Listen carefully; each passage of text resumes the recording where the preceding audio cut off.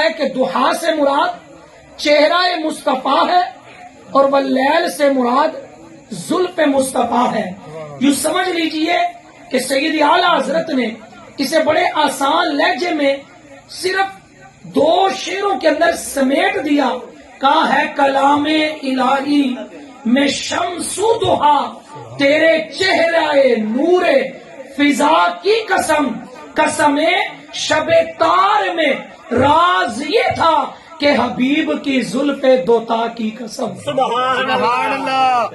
آج ہم انشاءاللہ الکریم اس پر مزید بھی کچھ وضاحت سنتے ہیں کہ رسول خدا صلی اللہ تعالی علیہ وسلم چہرہ مبارکہ آقا کریم علیہ السلام کا سبحان اللہ اور زلف دوتا، زلف مبارک کا ذکر خیر آج ہم سنیں گے۔ امام فخر الدین رازی رحمۃ اللہ تعالی علیہ تفسیر کبیر انہوں نے لکھی ہے۔ ہر مکتب فکر والا امام رازی کی تفسیر کبیر کو تسلیم کرتا ہے۔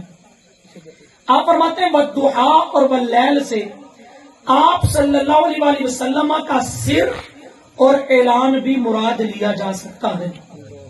مطلب یہ کہ جب دن چڑھتا ہے تو ہر چیز روشن اور بالکل واضح ہو جاتی ہے، جب رات آتی ہے تو ہر چیز چھپ جاتی ہے۔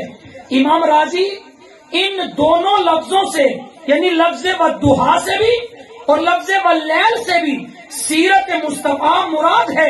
کہتے ہیں سیرت طیبہ کے بھی 2 پہلو ہیں، ایک ہے جب آپ صلی اللہ علیہ وسلم کی وہ سیرت، آپ کے وہ افعال، وہ کردار، وہ مبارک عادات جو لوگوں کے سامنے ہیں، ایک ہے وہ پاکیزہ سیرت، وہ بے